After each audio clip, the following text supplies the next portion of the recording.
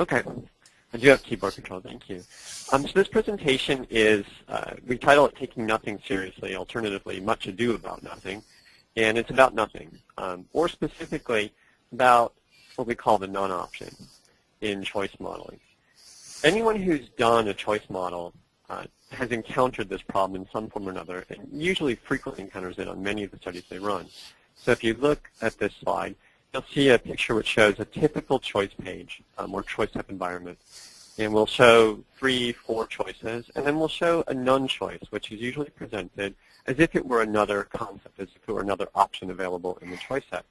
And the basic problem with none is that people just don't pick it often enough. And that's largely because they don't know what it means, or we haven't expressed what it means in a compelling enough manner. So we're going to do a lot of looking at different ways of approaching that problem. To kind of emphasize how serious the problem is, this is some data from a fairly standard study that happened to be on retail store formats. And we'll show a couple pieces of information here. So the horizontal axis is the number of times that none was selected out of 25 choice tasks, which is a fairly longish interview process.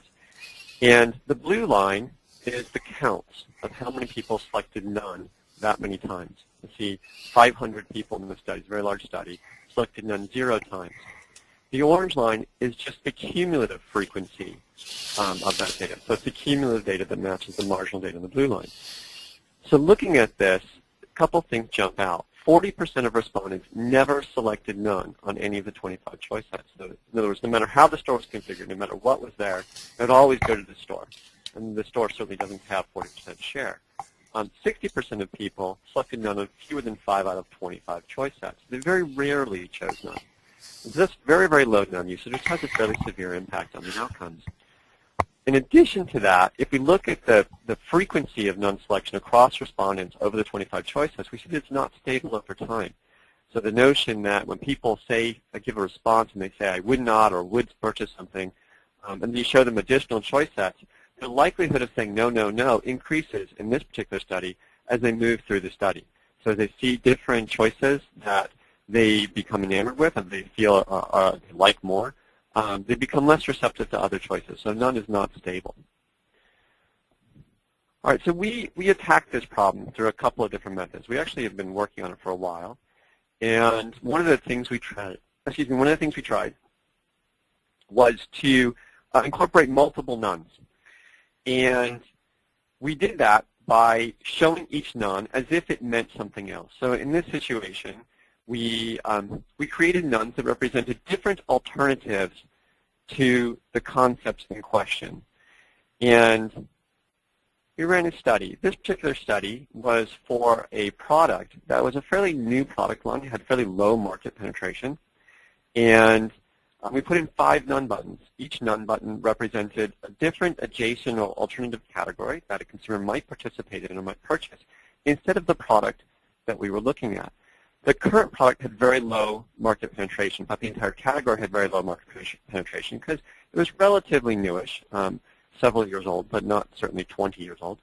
And we see a pattern which is very similar to what we saw on the store format study, in spite of the fact that we put in 5 different none buttons. Indeed, 70% of respondents selected the none option or one of the none options, any of the none options, on fewer than 5 out of 20 choice sets. We do see that none usage was relatively stable over time at around 15 to 20%, so that at least was good. But still, it was unrealistically low. And one of the reasons we say it's unrealistic low is because we know that the actual product penetration among the targeted grocery shoppers, the people who potentially might have interest in this product, was less than 20%. However, when we simulated the existing line of products, our projected purchase rate was 84%, even when we included all 5 of the nones in the simulation. And when we only included one generic none, because one of those 5 buttons was sort of a generic, I wouldn't buy any of these, we got a projected purchase rate of 90%. So putting in those 4 extra nones only dropped the projected purchase rate for the line from 90% to 84%, which is well above the 20% that we think we might want to be at. Now, we could, of course, do some calibration and try and get the projected none usage up to 80%. In other words, calibrate our simulation so that the existing line only achieves a penetration of 20%, But that's kind of odd because 40% of the people never said none ever. So even if we did that, we'd be assigning a large chunk of people who never said none to none just to get our market penetration, projected simulated penetration down to 20%. So the issue here isn't really that our models are bad. The issue is we're gathering bad data. People are dramatically overstating their likelihood to buy this product instead of buying nothing or something else. So we decided to try another approach to deal with this. And this builds off an existing approach called dual response. Dual response separates the choice task from the confirmation task. So it takes advantage of this behavioral cognitive phenomenon where people are in one frame of mind when they're choosing among different things, but they're in a different frame of mind when they're actually deciding whether they buy it or not buy it. And that's moderately successful at increasing the non-usage rate, but we wanted to expand that a little bit. So we substituted the dual response yes, no for a 5-point scale, borrowing a little bit from standard Likert scale questions, ranging in the scale range from I definitely would not purchase to I definitely would purchase this. And that had a nice impact. So here we're just showing the frequency of non-usage. So fairly simple data. The dual response model shows that we now have a 50% non-usage rate in this particular study. This is actually a pair of studies. We also reran that study using the sequential response with a 5-point scale. And we did it 2 ways. We classified the bottom 3 boxes, which people say I might or might not purchase, or I probably would not, or I definitely would not, as a none. We call that sequential bottom 3. And that increased the non-usage as well. And the sequential bottom 4 classified anything except for definitely would buy as a none. So if they said I probably would buy or less, it was classified as a none. And you can see we do see different projected none selections in those different response interfaces. The other thing we see is when we deploy a dual response interface, when people say yes, I would buy it, what they actually mean is I probably would buy it. And it's actually, they don't even quite mean that because the non-usage rate is actually less than the sequential bottom 3 model. It means I almost probably would buy it, which is a fairly low commitment to purchase the product. We don't have the ability to really differentiate among high commitment or low commitment when we're doing a simple dual response. But it does definitely improve the data over just putting in a flat none option in the choice model. All right, so we're going to look at some different ways of approaching this. But before we actually kind of walk through, we stepped back and we thought about this problem, and we realized there's really 2 problems going on here. So one was an overstatement issue, and that's people are much more likely to say they buy it than they actually are. And we addressed that largely through using the sequential response to deal with it. So we separated the choice task. We did the same thing that dual response does from the confirmation task. And then we used this 5-point ordinal scale. So that's one piece of it. But that itself wasn't enough. The other issue was an anchoring problem. And that's consumers don't have a good external reference point or external good or conception of that external good to anchor what they mean when they say none. So if I say, would you buy it, but I don't give you any alternatives or don't tell you what you're giving up to buy that thing, you're much more likely to say you'd buy it than you actually are. But if I reinforce what you have to give up to buy that, you're much less likely to slip into that mode of thought. So our strategy here was not just to kind of separate the choice task from the confirmation task and expand the scale, but also to anchor that scale so that it has real meaning to respondents when they go through it. And I'm going to describe how we did it. And certainly there are other ways of doing it, but this is the mechanism we eventually settled on. All right. We initially approached this with the goal of running 5 parallel studies to test 5 different ways of implementing none. We ended up settling on 3 approaches, probably because our CFO sort of put some limits on how much we could spend on this. So we tested a traditional none option, a traditional dual response yes-no option, and then so we tested what we call our ideal option, the best thing we could possibly put together. And we call it a sequential response 5-point scale with dynamic anchoring, and that's a mouthful, but it's actually fairly intuitive. Before we go into that, let me introduce our category. So we chose a category that we had been working with. We'd actually done some optimization work on some concepts. It was innovative and new, and it's cat litter, not a concept that people frequently come to mind. But actually there's been a lot of innovation in cat litter in the last decade, a lot of movement in developing products and technology supporting it. So it was a very nice category to work with. Our challenge here is that the category is pretty broad. There's a lot of stuff in the category. And we want to assess a handful of new products that we created internally using separate optimization technology. And we want to see how well these things are going to perform and get a good sense of how well they might perform in the market. The challenge is doing a choice model that represents the entire market is a little bit brutal and very costly, and we wanted to create a method that allowed us to do it faster, less expensively, but not really give up any of the methodological consistency or projectability. And this puts a very heavy demand on our none option because we're not going to represent the full range of competitors in the space. These are the 5 new concepts we tested. We have a starting point concept, and we have 4 other concepts that came out of our optimization technology. Right, and you'll notice they're all earth-friendly, green positioned concepts, and that was the goal of this initiative. We compared these against 6 alternatives. Altogether, these 6 alternatives represented less than half of the market by sales. 3 of these were mainstream concepts, and 3 of them were niche concepts that also focused on green or all-natural product lines.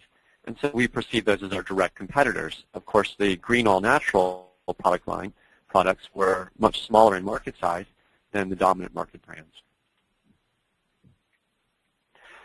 And we implemented this with 3 different interfaces. So the first was the standard none interface. And here you can see representation of that. The none button here is just a thumbnail, which is exactly the same size as the others. It is always in the last position, so it's pretty standard. The second thing we did was a dual response yes-no interface. So we showed people the choices, choose from among these 3 items, and then ask them, would you buy it next time you bought cat litter, yes or no? And the last approach, which is sort of our gold standard, or we hope will become our gold standard, is the sequential 5-point scale followed with dynamic anchoring, or BMO piping, brand most often piping. So what we did is we asked each consumer in the screener, what is the brand you use most often? And then when they went into the choice study, at the end of every single choice, they choose which of these products they're most likely to buy. And after every choice, we'd ask them this question: how likely would you be to buy this thing instead of the brand you currently buy most often? And here for this consumer, it was yesterday's news. So how likely are you to buy instead of yesterday's news? And we gave them a 5-point scale. So this combines all the things we're talking about, right? It splits out the confirmation question from the choice. It expands the scale to give us much more differentiation than simple yes, no. And it anchors the choice against something more than just sort of non-option that people have in their heads, against a specific product that they buy most often. And let's see how we did. Okay, this is a summary of the models we ran. We ran a standard none model, a dual response yes-no model, a sequential bottom 3 model where we treated the bottom 3 boxes as a no, and a sequential bottom 4 model where we treated the bottom 4 boxes as a no. So the first thing we look at is, what is the frequency of non-usage? And we plot this for across all people, across the 12 choice sets. And we'll see the bottom shows the standard none model with about 10% non-usage. Sequential yes-no model, the dual response, about 20% non-usage. The sequential bottom 3 model at 30% usage, and the sequential bottom 4 model at 70% non-usage. So we do see dramatic differences in the non-usage. Our question is, does this actually matter? Does it have an impact on the outcome? So to assess that, we're going to actually compare the simulations from these models against the actual market share, and we have this data. So we look at the market share by volume, a unit volume, for each of these brands were included, and for none or other, because none represents all the other things that are not in that list. And we look at the distribution for each of those brands, and we're going to adjust by distribution, but not for anything else, including shelf position or marketing spend and so forth. We do give none 100% distribution, and the reason why is, if someone says they buy a certain brand most often, then the presumption is they always have access to that brand. That's something that's always available in the store they shop, so the implicit distribution is 100%. And this is the data. So on the far right, we see the market share, the actual true market share of these different brands. On the bottom, we see the kind of 3 mainstream brands, the 3 mainline brands, which have large market share. The big black bar on the right side is all the other brands that were not included in the study. So everything that we haven't included in the study, we weren't able to include because of cost. And those little 3 bars in the middle are the niche brands, the green brands, or the green or all-natural brands. So if you go to the far left, you see the results the standard none model would have projected. Okay, the 2 things jump out. First of all, we really overstate the mainstream brands. and we really understate the none. None is barely used. In the simulation, we barely have any share allocated none. The other thing is that we dramatically overstate the share that goes to the niche brands, and that's a fairly serious problem here. So we're overprojecting the share for the niche brands by a lot, actually. If we look at the dual response model, we see a modest improvement in the share going to none, but not much, and we don't see any real improvement in the niche brand problem, which is we're allocating too much share to the niche brands. When we go to the sequential bottom 3 model, we see a definite improvement in both of those, but it's still not quite good enough. We go to the sequential bottom 4 model, and we see a dramatic improvement, both a shrinking of the niche brands and also an expansion of the other share, possibly even too much expansion of the other share. All right, so the question is, did we do a good job? Okay, and there are a couple ways of thinking about that. So one question is, well, what if we just took the standard models, either none or dual response, and did a calibration? Okay, and sometimes we use something called a specific effects adjustment just to force the projected share to equal the actual share for none. Well, if we had done that to our model, and then had taken all the people that this calibrated model predicts will pick none, okay, and split them out from the people who the calibrated model predicts will not pick none, we get two groups of people, which are roughly equal size, 154, 146 people. And the question is, well, how many people that the calibrated model predicts would pick none actually selected none or an other brand as the brand they use most often? And the answer is 42%, who were not assigned to none, okay, actually chose none as a brand most often earlier in the study in their screener. Of the people who were assigned to none by our calibrated model, 49% actually picked none. So our model's not doing a very good job, this calibrated model is not doing a very good job of differentiating people in terms of accurately predicting the brand they currently use today when we're looking at none. There's hardly any difference. We would like the people who are not assigned to none to have very low selection of other brands as brand most often. The people who are assigned to none to have very high. Now if we look at our other model, so we just showed you the data for the standard none model, if you look at the dual response model, it's not any better. There's very poor differentiation of the people who the quote-unquote calibrated model predicts would select none, and the people who the calibrated model predicts would not select none when we look at the other brand share in the brand most often. When we go to the sequential bottom 3 model, we see a bit better separation. When we go to sequential bottom 4, we see much stronger separation. And so the people that the model predicts would select none actually do select other brands or none 50% of the time. And the people who the model predicts would not select none only select the other brands, only told us that they use the other brands 23% of the time. So much better differentiation. So that's a good, kind of a good point. The other question is, well, when we actually start doing this calibration and assigning people to none, how many times are we doing something really bad? How many times are we assigning people who never chose none to none? And it turns out a lot. So of the people, if we look at the percentage allocated, 30% of the people who participate in the study are allocated to none, even though they never selected none in the entire survey. In our calibrated dual response yes/no model, that drops to 14%. So we're not misallocating people who never selected none to none. Sequential bottom 3 model is 4%, and sequential bottom 4 model is 0%. So we don't have to worry about people allocating people who never selected none to none. In fact, very few people never selected none in the sequential bottom 4 model, like 22 people out of the 300 never selected none. Another way of looking at this data, another criteria for judging which method is best is what outcome do we get? We're trying to predict how strong these new green products are going to be, how much share they would be.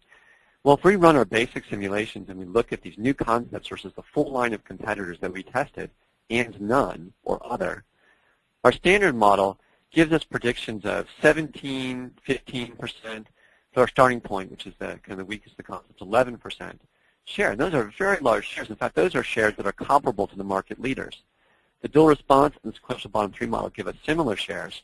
The nice thing is that they all give us similar ordinal rankings in terms of which of our test concepts are better. When we go to the sequential bottom 4 model, that ordinal ranking is preserved for the most part, but we get a much more realistic estimate of how strong this new concept is likely to be. In fact, our projected share is half as strong as the other models, which are clearly over-projecting the likely share of this new green or all-natural product that we could conceivably launch. All right, so we kind of have this sense that sequential bottom form model predicts well. It's much more realistic in terms of how it allocates people to none and their current brand usage. The question is it over-predicting non-usage? And the answer is it might be. So I'm not going to go into detail on this, but we've worked on ways to integrate the sequential bottom 3 model, bottom 4 model, to effectively weight them together and give a high weight to the sequential bottom 4 model and a modest weight sequential bottom 3 model. And this is sort of the final result. So if you look at that distribution adjusted combined model versus the market, which is that middle row, versus the market, you'll see that we have a really close match between the different market shares of different products. And that's sort of the final approach, and that's where we ultimately net it out. And that's sort of the end. So what did we learn here? Well, first, we know that sequential response improves things. One thing we don't know is does sequential response work perfectly well even if we don't do this anchoring, type in people's brand most often? Another is, what are the normative weights we should apply to weight the top box and the second box together if we do a formal sequential model when we try and do this hybrid model? And another question is, how well does this approach work when we apply it to main effects models? This is really a full factorial discrete choice model or a very simple discrete choice model. What about for more complicated bundling type products? How well will it work then? So those are some open questions that we're working on, and I'm sure other people are working on. And I'll hand it back over to Ray. Thank you, Kevin. Excellent.